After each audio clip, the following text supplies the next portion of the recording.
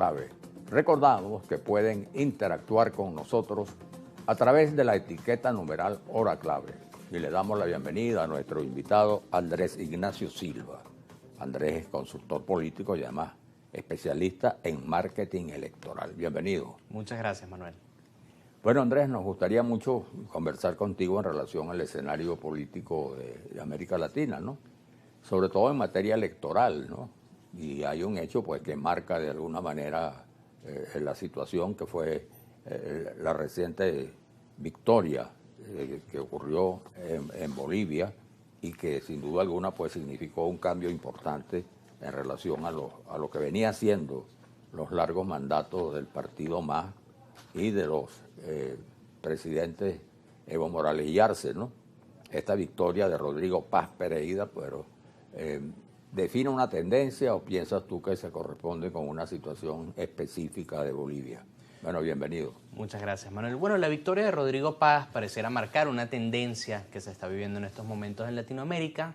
Latinoamérica hace poco publicó un artículo en el diario Primicia donde evidencia constantemente yo lo llamo un ping-pong, donde brincamos de un lado al otro, de un espectro del compás político hacia su espectro contrario. Y en este caso tenemos como desde hace años en Latinoamérica la ideología que estaba predominando, por lo menos en los gobiernos gobernantes, era la tendencia de la izquierda. Se vivió en Chile, se vivió por muchos años en Argentina, se sigue viviendo hasta el año que viene en Colombia y ahora pareciera que esa tendencia nuevamente está yendo hacia la derecha. Estamos viendo cómo en las encuestas en Colombia está repuntando la derecha, pareciera ser quien va a volver al poder en Colombia. Estamos viendo que Silva, quien anunció que vuelve a ser candidato, no tiene una tendencia tan fuerte en las encuestas como para asegurar que va a volver a ganar. La victoria de Rodrigo Paz en Bolivia, las encuestas actuales en Chile, que pareciera también que la derecha va a volver al poder. Entonces vemos cómo esto se marca. Por supuesto, hay una gran influencia de los Estados Unidos en todo esto, la personalidad y la forma de hacer política avasallante que tiene Donald Trump influencia fuertemente el continente. Tiene además a su edecán predilecto en Latinoamérica, que es Javier Milei, quien ha hecho un gran esfuerzo de replicar el estilo de política de Donald Trump. Entonces hay que entender que esto no solo está contestando esa preocupación que surge en los ciudadanos, que es al estar descontentos con el gobierno actual de turno, buscan un cambio radical, intentando conseguir soluciones para la ciudadanía. Y en este caso particular en Latinoamérica pareciera haber un gran consenso de que esas soluciones van a pasar por tratar de simular un modelo que se parezca más al americano. Por cierto que, bueno, sin duda alguna, ¿no?, que Milei ha marcado esta tendencia y que ahora se expresó con fuerza también en el caso de Ecuador, ¿no?, sin duda alguna, y que haya tenido un antecedente en el caso de Bukele, ¿no?, en El Salvador. Es así, vemos como estos personalismos políticos personificados en políticos como Javier Milei, como Nayib Bukele, se está viviendo en distintas partes de la región, como esa tendencia hacia proyectarse como un outsider, proyectarse como una figura sólida, un líder único. Es decir, aquí no se está apostando en Latinoamérica por la construcción de partidos, ni se está apostando en Latinoamérica por construir un plan en conjunto, sino se está buscando impulsar a liderazgos individuales, como estos dos que estamos nombrando, y esto, en consecuencia, pareciera ser lo que en Latinoamérica está rindiendo frutos. De hecho, nosotros vemos lo que se apuntaba en Bolivia, quien era el gran favorito meses antes de la elección, era Tuto Quiroga, quien representa una figura más tradicional en la política colombiana. Pero representante de la derecha. Es así, una figura. En el caso de Paz es el centro.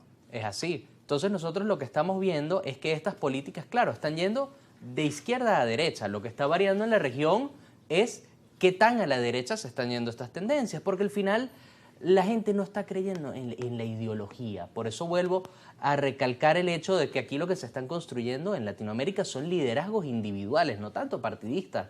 Es por eso también que en Brasil vemos como Lula da Silva, quien saldría del poder con casi 90 años si repite un nuevo mandato, no cede el mando porque sabe que no hay una construcción de partidos que permita tener una sucesión legítima dentro de su estructura. Eso es porque en Brasil el gran líder, el gran representante del movimiento de Lula da Silva es Lula da Silva. Y si en Latinoamérica no se comienza a construir desde las bases, esto es aplicable desde la Patagonia en Argentina hasta aquí en Venezuela y en Colombia, en cualquier país, si no se construyen liderazgos de base, va a llegar un momento como el que está viviendo Brasil, donde únicamente los liderazgos personalistas van a surgir porque no hay una estructura partidista que proyecte un nuevo liderazgo. Bueno, aunque hay un escenario distinto, como referencia simplemente lo que acaba de ocurrir en Nueva York, ¿no? Con su alcalde. Es así, ese es el ejemplo perfecto. Ahora, el caso de Chile, que siempre es importante porque Chile ha sido, pues, en la América Latina, después del derrocamiento de Allende, lo ocurrido con Pinochet, la transición hacia la democracia. Y en Chile, ¿cómo vislumbras tú, ya como consultor de marketing, cómo vislumbras tú estas elecciones? Que parece ser que se están disputando entre dos opciones consideradas de derecha, entre ellos CAF, que es de derecha, y que hay que recordar que ganó la primera vuelta en las elecciones anteriores, donde posteriormente ganó Boric. Así, bueno, Chile es un buen ejemplo, muy similar al que pudiésemos estar viviendo en 4 años con la ciudad de Nueva York.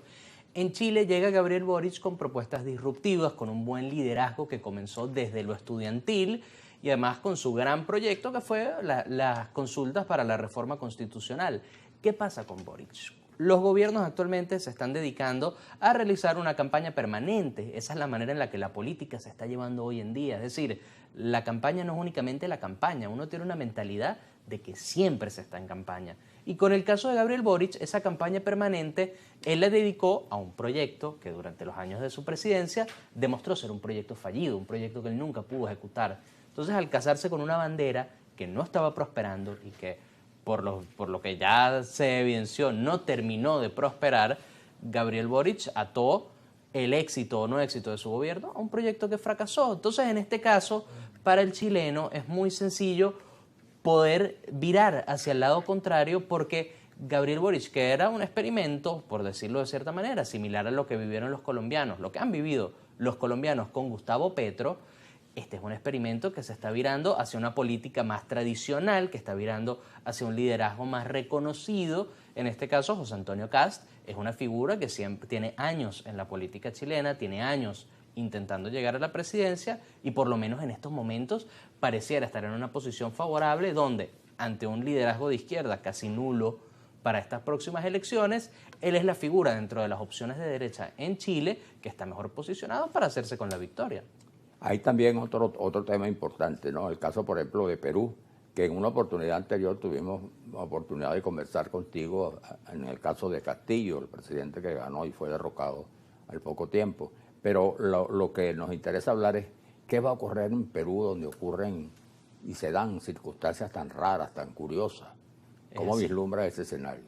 Es que Perú, la situación tan particular que tuvo el Perú, con más de 7 presidentes en el tiempo donde lo tuvo, con vagado de crisis constitucionales una tras otra, donde en paralelo además uno de sus expresidentes estaba también atravesando procesos penales, que es por donde uno la mire.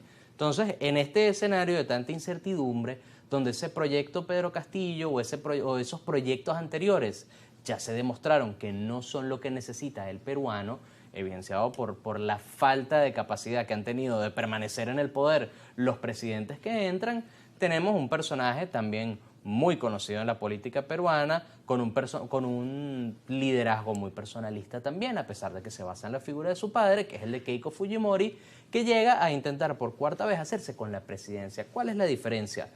En las últimas 3 veces que Keiko Fujimori se lanzó a la presidencia, que mucha gente dirá, bueno, Keiko Fujimori otra vez, 4 veces llegar a la presidencia, hay que entender que sus 3 derrotas electorales se dieron por un margen de menos de 5 puntos electorales en los resultados finales. Entonces siempre ha estado muy al margen y está en estos momentos en una posición política donde independientemente de si se está de acuerdo o no con su plataforma, con lo que represente, con lo que representó el gobierno de su padre, Keiko Fujimori está en estos momentos en una posición donde su propuesta política fallida que se ha implementado en los últimos años en Perú. Entonces tiene una oportunidad muy valiosa de quizás amenizar un poco y moderar las posturas que han caracterizado su política para apelar un poco más a los votantes de centro, a los votantes apolíticos y a aquellos votantes que lo único que entienden en estos momentos es que la política en Perú ha fallado en los últimos años. Es un caso especialísimo, ¿no? El caso de Perú. Bueno, también está que ya va a ser más reciente las elecciones en el caso de Honduras, ¿no?